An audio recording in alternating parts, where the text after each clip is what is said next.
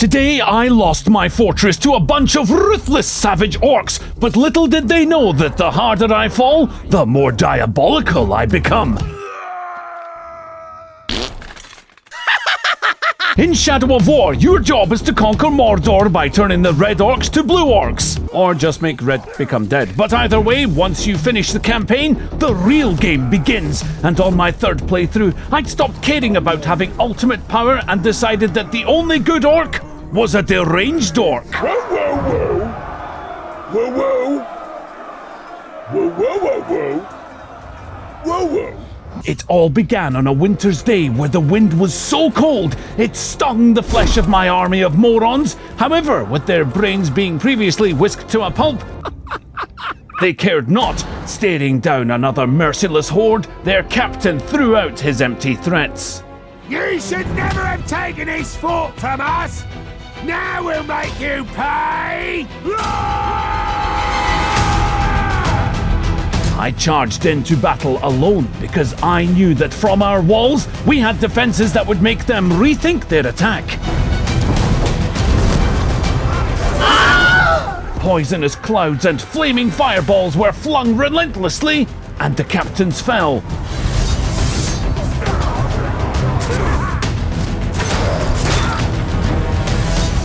But this was only the beginning of their assault, and their army quickly pierced our defenses, forcing me back inside.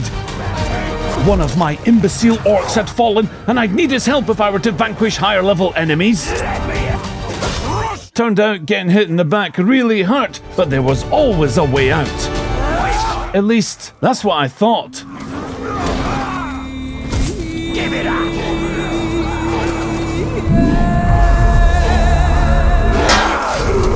They'll finally make me war chief now that we've taken your fort.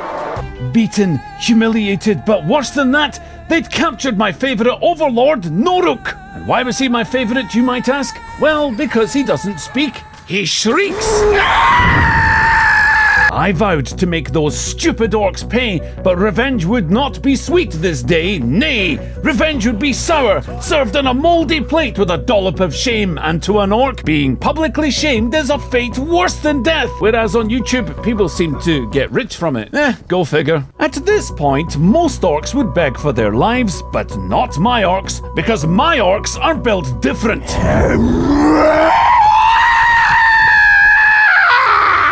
Your captain is about to have a very bad day. I had arrived just in time to stop Noruk from becoming an orc kebab, and I announced my presence with a bang.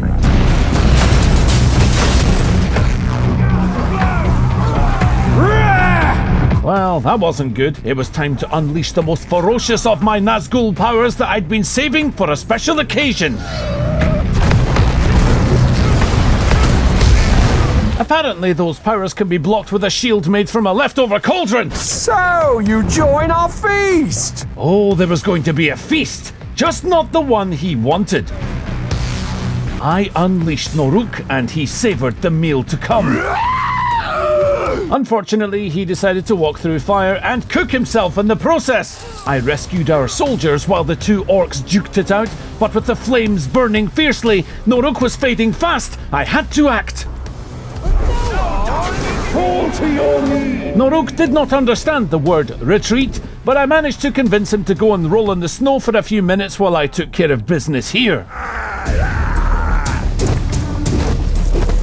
A message had to be sent, and that message was that no one would escape vengeance, and then I found the chink in my opponent's armor.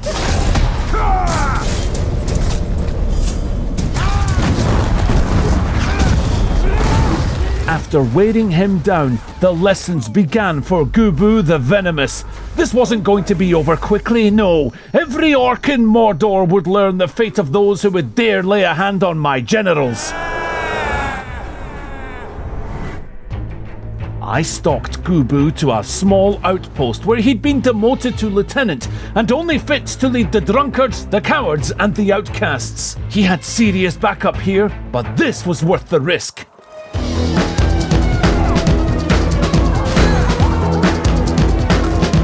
You can shame me? Yeah. I'll bring them your head. Gubu's entire regiment banded together to protect the last of his dignity. This was going to be tougher than I thought.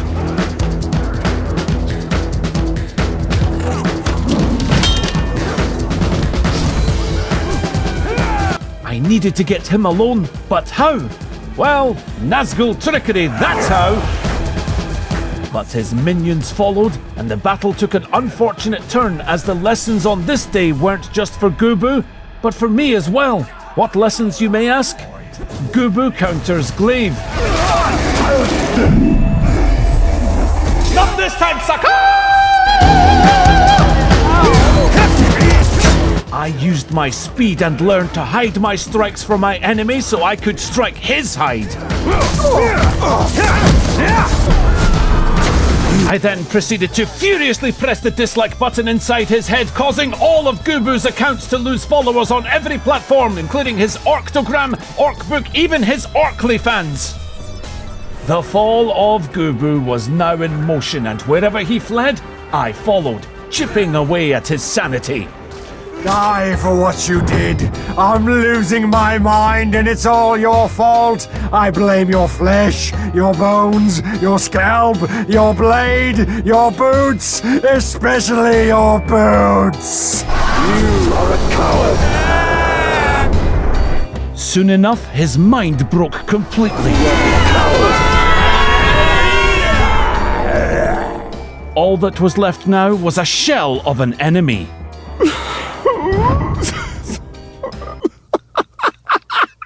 Continually tormenting a deranged orc is a bridge too far for most people, so I didn't need to do it anymore. I just wanted to. You don't deserve death. Eventually, Gubu skulked back behind the fortress walls, believing himself safe from my reach. He was gravely mistaken.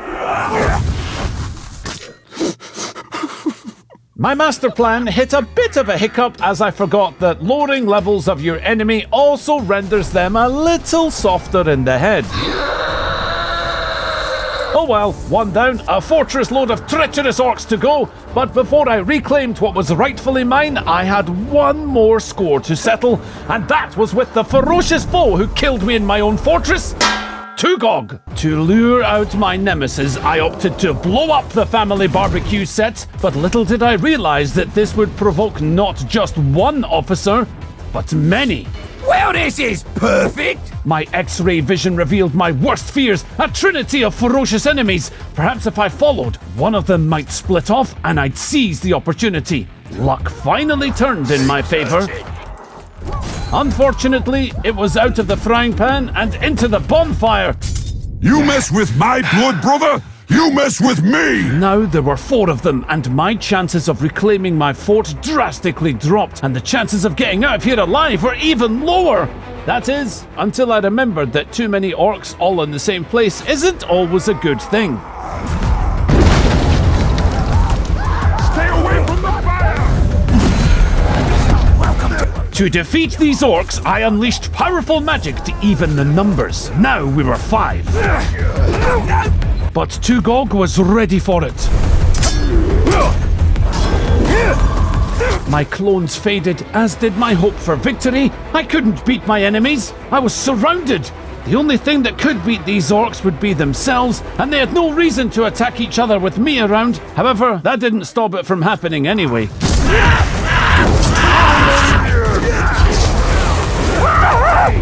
I grinned as the dripping poison made one run and gave pursuit to shame him. But the most triggering, dazing explosions prevented me no matter how quickly I dashed. And in a land far from Mordor, a wall made of plasterboard was about to be punched so hard that a hole would be formed at the point of impact. Fortunately, perseverance and dumb luck saved the interdimensional wall from a good punching, and another orc was made to feel worthless. Still 3 to fight, I led them on a merry chase with Tugog at the front. Walked right into it. Then he blew himself up while on fire. And now the suffering of my killer would be something that orcs would tell tales about for centuries. Orc younglings would grow up hearing about the horrific demise of Tugog the Unworthy. The next day I tracked him down as he hunted a Graug. My seething anger burned like a furnace and I abandoned stealth for a full-on attack. What are you doing back here? Still sore I got promoted to war chief after we took this fort from you? I was beyond sore. I was ready to use his screams as a lullaby to quell the storm in my suffering soul. Tugog was easy to lure away from his troops, so we sang a song at the campfire, and I quickly gained the upper hand. That is, until Tugog showed his agility, making me look like a complete amateur. However, the Graug had not forgotten who rudely awoke it from hibernation, and a pile of rocks landed on us both. I was now in competition to see who could vanquish Tugog first, and the Graug broke his spirit. Intervention was required. Now that we were friends, I used the only command that Graugs understand. Stay, boy! Stay! I guess I needed to work on those commands. With Tugog getting an unsatisfyingly quick death, my patience and tactics went right out the window and I instantly declared war on the fortress with everything I had. The enemy overlord was prepared for us and was 17 levels higher than me. This might have been a mistake, but nevertheless, I turned to my generals for counsel and asked what they thought the best strategy to retake the fort would be. I don't know.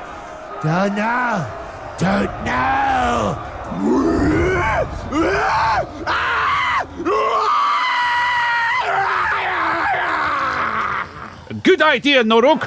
Push the W key!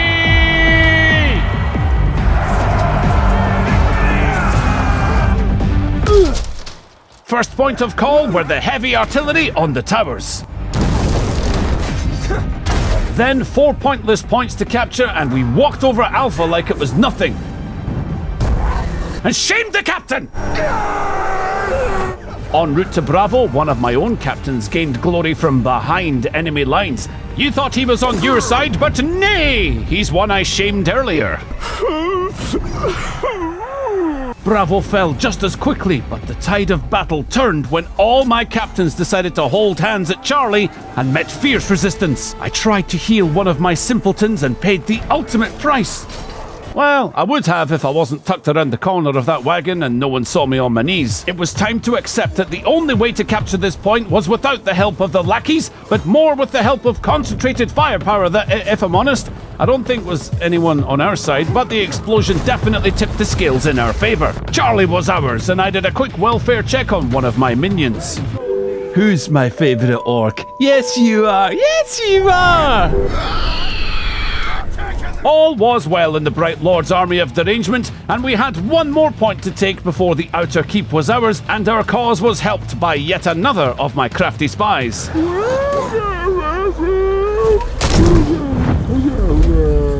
You know, my entire master plan would be completely undone if my enemies would only realise that I recruit orcs after their brains have become Swiss cheese. Whoa, whoa, whoa! Hura the Watcher did not live up to his name when he didn't observe the axe flying towards his skull, and the point was ours. This fortress looked destined to be mine. Only 2 points left, but the Overlord saved his strongest warriors for last, and one of them completely outclassed everyone in my army. You think this means anything? The cinematic camera angles never cease to amaze me in this game. I tried to revive my orcs, but all eyes were on me. Then something happened that I did not expect. Tuka cut down his own captain. It meant such was his damage, no one was safe. I badly needed health, but it was turning out to be one of those days. I scurried to the flank to formulate a new plan, and that plan was to accept that God did not want my orcs to live, because no matter how hard I tried, these enemies were camping my fallen soldiers, and if I'm honest, I'd grown somewhat attached to them, especially Lorne the Mindless. Don't know. But one crazed enemy could not stop our numbers from overrunning these points. Tuka would make a formidable ally. He was decimating my best fighters, and then it was my turn.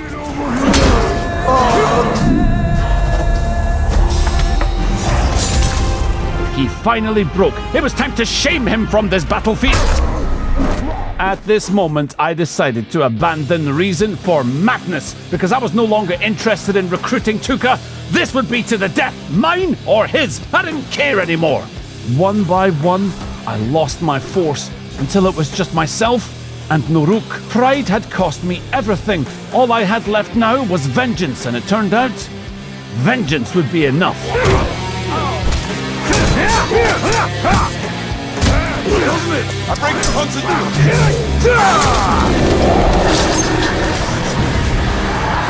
I am nothing compared to the Overlord. He will enjoy slaughtering you. Those final words struck fear into my heart. If that skill was nothing compared to the level 70 Overlord Garl the Slaughterer, then I'd be cast back to the Netherrealm with a spear in my belly. But nonetheless, I would fight until my last breath. The remainder of my army rested outside, and despite the throne room being full of bodyguards, there was still a chance I could end this as the victor, because I knew something that these fools did not. You see, Garl the Slaughterer had a naughty secret, and I knew exactly what it was.